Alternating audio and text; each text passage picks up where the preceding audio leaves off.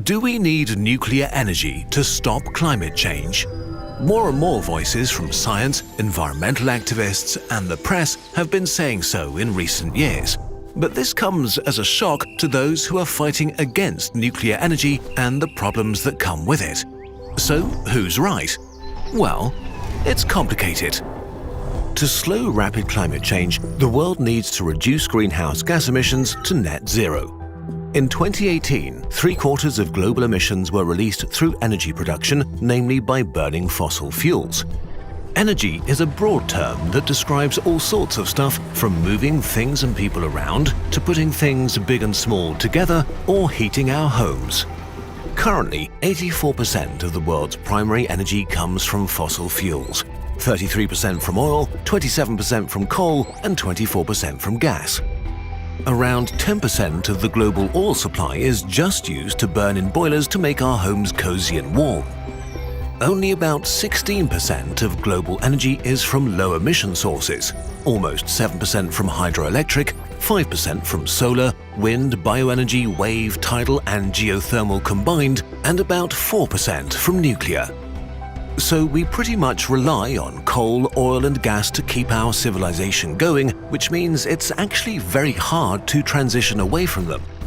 To have a chance of escaping fossil fuels without throwing humanity back into the Stone Age, one of the most impactful things we can do is to electrify as many sectors as possible. Electricity is the stuff that appears like magic when you plug something into a socket so you can watch YouTube. Every industry that can switch from burning fossil fuels to electricity needs to do so, from electric cars to electric heaters. Why do we need to bet so hard on electricity? Because we can produce electricity with low-emission technologies like solar, wind or nuclear. So electricity is a real lever for a radical transition. But there are a few problems making this transition really hard. First of all, in most places in the world, electricity is still generated mostly by burning fossil fuels. And not only that, in the last 20 years, the world's electricity usage increased 73% in absolute terms.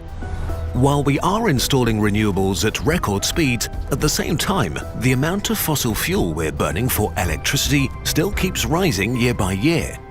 Renewables have so far not been able to catch up with the demand for new electricity, and so despite our progress, emissions from electricity are still rising worldwide. The other alternative to fossil fuels is nuclear, and even though it's not renewable, its greenhouse gas emissions are tiny compared to burning stuff. But in the last 20 years, nuclear has basically stagnated. Countries like China, India and South Korea built new reactors, while Germany and Japan have been actively taking their nuclear plants offline. Which seems a bit weird if we look at the countries with the most low-carbon electricity in the world that get most of their juice mainly from two sources, nuclear or hydropower. Take France and Sweden. In France, only around 10% comes from fossil fuels, while 67% comes from nuclear and 23% from renewables, primarily hydro. In Sweden, almost 30% comes from nuclear power and about 45% from hydro. So we know that nuclear energy can work at scale. On the technical side, because of the lack of investment and innovation in the last few decades, the majority of the world's nuclear reactors are pretty old technology that's very costly to replace. In most Western countries, building nuclear reactors has become very expensive for a variety of reasons, like a loss of know-how in constructing them, policy changes and increased regulatory constraints, so it can take a decade or longer just to finish a power plant. In contrast, countries like South Korea, China, India and Russia are able to build new nuclear reactors comparatively quickly and at a competitive cost. Still, generally in the West, the current generation of nuclear power plants are more expensive to build and maintain than most fossil fuel alternatives. There are also the concerns about nuclear waste and the fear of accidents, but we cover those in other videos in more detail. We have designs for nuclear reactors that solve many of their problems, namely small reactors that take less time and money to get started. There are also next-generation technologies that can already turn radioactive waste into new fuel, but so far these have not been deployed at a scale where they can have a significant impact on the nuclear sector. Considering these uncertainties, some argue that nuclear power is a dangerous relic of the past and that we should just let it go and focus on renewables. But while renewables undoubtedly are the future of electricity, they still have their own huge challenges to overcome before they can take over the vast majority of the electricity grid. The main problem is reliability and consistency. It's not always windy and the sun doesn't always shine, especially in the mornings and evenings when humans need the most electricity. The variations between seasons don't make this issue easier. To make renewables reliable and not risk blackouts, we need massive storage capacities where we can save energy collected when the sun or wind are at their peak and release it later when we actually need it. Until this is possible, other sources of electricity need to provide a controllable load that creates the reliability of supply that our civilization needs to run properly. Eventually, we will be able to do this with renewables, but we need a lot of batteries or storage power plants. Right now, we simply don't have the tech and the capacities to make this transition fast enough to replace fossil fuels. But even if we could, there's another aspect we have to take into account. We're not just trying to kick fossil fuels out of electricity, we're trying to replace energy with electricity. If we're going to electrify sectors that currently use fossil fuels, like cars or heating, we will need significantly more electricity than we're currently using everywhere around the world. And if the electricity needs of the world population continue to grow as they have over the last 20 years, we'll need even more. It all comes down to one thing. No energy source is perfect. All have their own unique problems. Both renewables and nuclear energy require time, investment, and technological innovation. On their own, neither is ready to remove fossil fuels from our electricity grid, although activists on both sides claim that they are. In the end, the question is how we want to deal with all these challenges. Should we give up nuclear immediately and at least temporarily accept higher emissions? Will we try to extend the life of current nuclear reactors and shut them down afterwards while solving the shortcomings of renewables? Or will we invest in new nuclear technology to get new nuclear reactor types that are cheaper and safer? Or will we maybe do both? Opinion Part starts here. Considering the risks that climate change poses for the biosphere and humanity, any technology that has a chance of contributing to a solution should be pursued.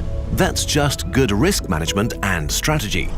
If preventing rapid climate change as quickly as possible is our goal, it might be a good idea to see nuclear and renewables not as opponents, but as partners.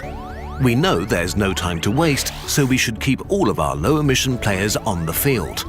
As things are, both nuclear and renewables need innovation and investment. But if we don't know yet which technology will be ready how quickly, why not just invest in both and see what happens? And on the topic of current capacities, if we take nuclear energy offline right now, then that missing capacity will be replaced, at least partially, by fossil fuels. Even if new nuclear power plants in the West are expensive, in the long run it may be cheaper to build them as long as they prevent more fossil fuel capacity being added and paying for the consequences of rapid climate change. So, do we need nuclear energy? Well, it really depends how hard we choose to make things for ourselves. And in a world that's already having a really hard time quitting fossil fuels, why should we make things harder than necessary?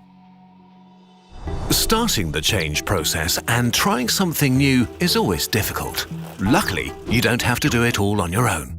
If you want to get out of a rut, we've got something for you. We are big fans of Skillshare, an online learning community that offers thousands of classes for all skill levels in tons of creative disciplines like illustration, animation, or film and video. Or you could try a class on home decoration, growing houseplants, or playing the guitar. There's something for everyone, really. Unlimited access to all the classes is less than $10 a month with an annual premium membership, and the first 1,000 Kurzgesagt viewers to click the link in the description will get a free trial. Since we started working with Skillshare, you, our viewers, have taken over 100,000 hours of classes, including our own 3 Skillshare classes on how we make our animations. If you want to learn more about motion graphics, give them a try. And if you need an extra little push to get you going, maybe get started with some advice on motivation and inspiration. We liked the scientific method for artists. Find inspiration, get motivated, and grow your creative skills by Kendall Hillegas. In this class, Kendall explains her 4-phase process for exploring and figuring out your direction as an artist. For us, it was a great way to get into the flow of creating something. But anything that makes you feel excited and sparks new ideas is a great first step. If you want to get creative with new skills and support Kurzgesagt, give it a go.